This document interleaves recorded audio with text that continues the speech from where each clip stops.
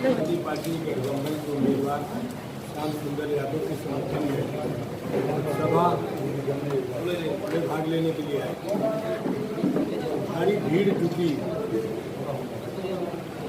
लोगों का उत्साह दिखा गठबंधन के प्रत्याशी को जिताने।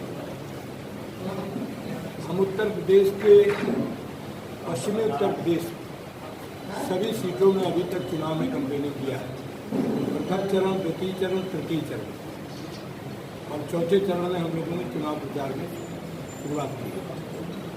तो जो 2 चरणों का चुनाव संपन्न हो चुका है, उसमें समाजवादी पार्टी, बहुजन समाज पार्टी, राष्ट्रीय लोकदल गठबंधन सभी सीटें जीत रही है। और जो तृतीय चरण का चुनाव कल होगा, वो उसकी भी सारी सीटें गठबंधन को मिलने जा रही हैं। उत्तर प्रदेश में जनता में बीजेपी के खिलाफ आक्रोश है, क्योंकि बीजेपी ने जो 2014 के पहले वादा किया खरी नहीं उतरी और वादा खिलाफी किया। जनता को अब चुनाव के समय भ्रमित करने का प्रयास बीजेपी कर रही है, लेकिन 2019 के चुनाव में जनता इनकी वादा खिलाफी का सबक सिखाएगी और उत्तर प्रदेश जो सबसे बड़ा प्रदेश है देश का, इसमें सारी सीटें गठबंधन जीत करके भारतीय जनता पार्टी को यहाँ से पूरी तरीके से हटाने में सक्षम हो गया। अभी इसका जीता जागता उदाहरण जो गोरखपुर लोकसभा, कैराना लोकसभा, फूलपुर लोकसभा का चुनाव हुआ, उस चुनाव में भी जनता ने एक संदेश दिया कि बीजेपी सरकार के लोगों अपने वादे पर कायम हो और अपने वादे को पूरा करो, लेकिन महंगाई, बेरोजगारी और किसानों को उनकी फसल का मूल्य नहीं रखा जा सकता। भारत दुनिया का सबसे बड़ा लोकतांत्रिक देश है और इस लोकतांत्रिक देश का जो महापर्व है चुनाव, इसमें पूरे देश में बीजेपी के खिलाफ आक्रोश है और आने वाले समय में बीजेपी सरकार से हटेगी और नया भारत का प्रधानमंत्री उत्तर प्रदेश से बनेगा।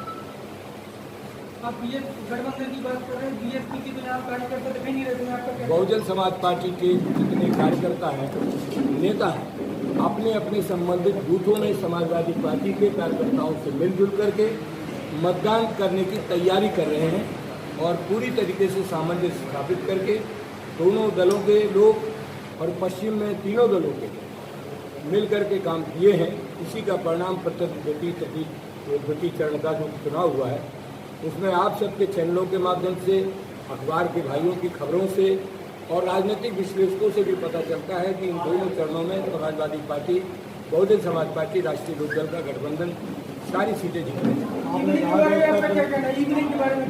है। ईवीएम मशीन के बारे में क्या कहना है आपका? मशीन के बारे में हमारा स्टैंड पहले जैसा है। हम, हमारी पार्टी, हमारे नेताओं ने, विपक्ष के नेताओं ने कहा था कि लोकतंत्र में ईमानदारी और पारदर्शिता होनी चाहिए चुनाव प्रणाली पर।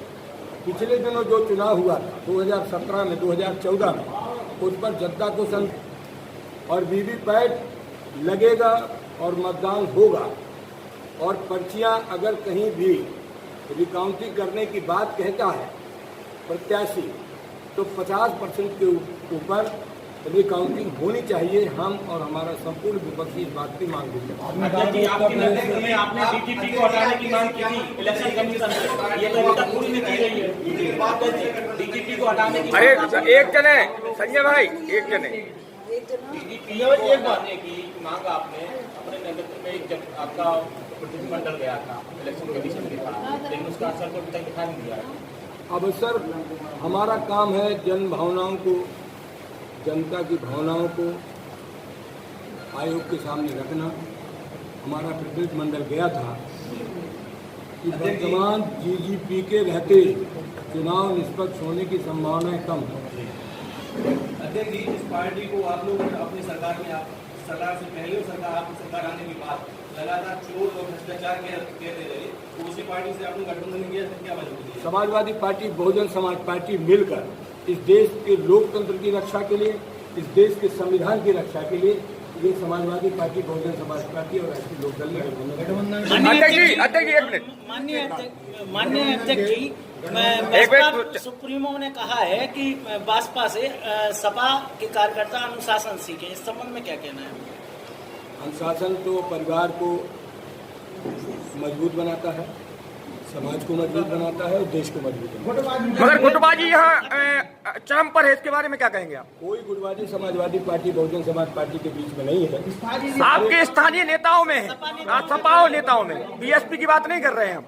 समाजवादी पार्टी, बहुजन समाज पार्टी और गठबंधन के सभी नेता, सभी कार्यकर्ता मिलजुल करके इस चुनाव में भाग ले रहे हैं और उसी का परिणाम है कि ये महापरिवर्तन होने जा रहा है। जिला प्रशासन के फेरबदल के लिए आयोग से अभी तक कोई पत्र क्यों नहीं लिखा गया, जबकि जिला प्रशासन यहाँ का भाजपा के लिए दबाव में काम करवा रहा है? कई आपके नेता भाजपा में जबरन शामिल किए जा रहे हैं, उनकी मजबूरी हो रही है।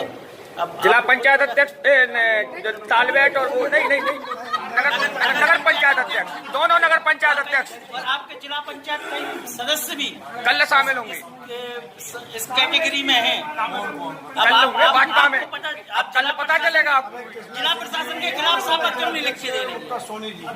कल मुक्ता सोनी हुई, मेहरोनी से भी हुई। अरे यार सुनो तो, आपको बताया मुक्ता सोनी जी और कृष्णा सिंह हमारी पार्टी से कभी चुनाव नहीं जीती। वो निर्दलीय थी। अरे निर्दलीय थी, अरे बात सुनिए, निर्दलीय थी।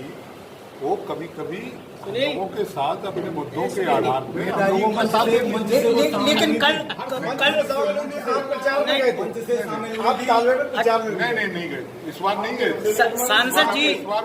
सांसद जी मेरा कहने का उद्देश्य है कि अभी तक आप लोगों के द्वारा जिला प्रशासनिक अधिकारियों की आयोग से शिकायत क्यों नहीं की? हर चुनाव में ये किया जाता रहा है और जिला प्रशासन में फेरबदल होता है, तो कहीं ये भाजपा को बाकोवर तो नहीं दे रहा है? नहीं, ऐसी बातें आएंगी, जरूर शिकायत की जाएगी, लेकिन कोई मुद्दे इस तरीके के हमारे पास सामने आएंगे तभी तो हम शिकायत करेंगे। अध्यक्ष जी, गठबंधन में प्रधानमंत्री किसका होगा? गठबंधन में इसके कारण क्या है कि जनता में समाजवादी पार्टी और बहुजन समाज पार्टी, राष्ट्रीय लोकदल का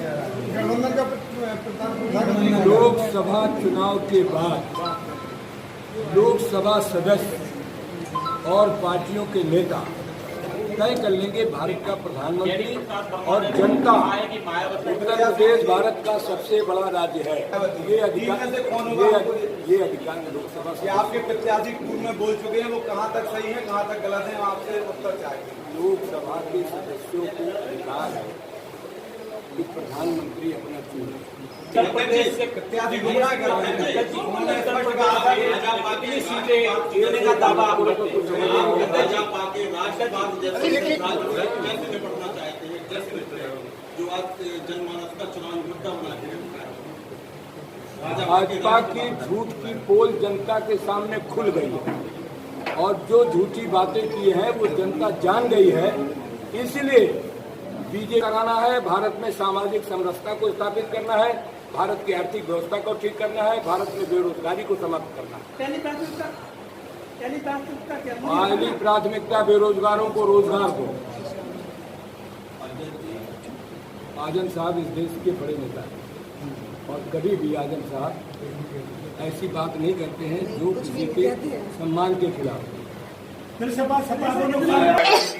आपने हमेशा घुमा पड़ा के कहा, आप क्लियर नहीं कह रहे जो प्रधानमंत्री पद का आपका कौन कह रहा है, जबकि यह हुआ था कि प्रधानमंत्री भेजती रहेंगी और प्रदेश का मुख्यमंत्री बनेंगे आदरणीय अखिलेश जी। हमारी आप जल्दी बात है, हम आप तय कर लेंगे।